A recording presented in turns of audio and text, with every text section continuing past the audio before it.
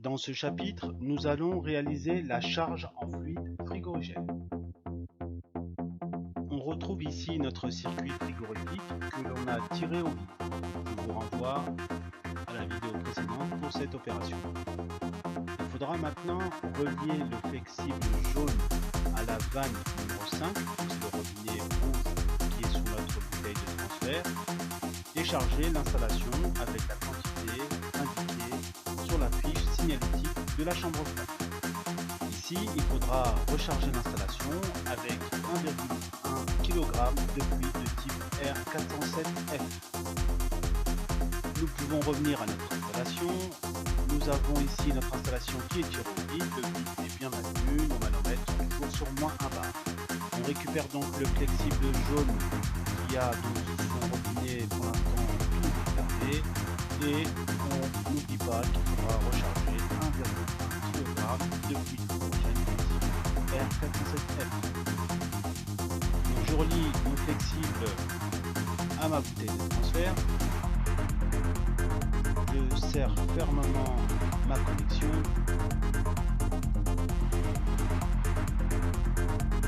Il faudra ensuite remettre à zéro la balance afin de connaître la quantité de fluide injecté dans notre installation et ouvrir le robinet obturateur de notre flexible jaune.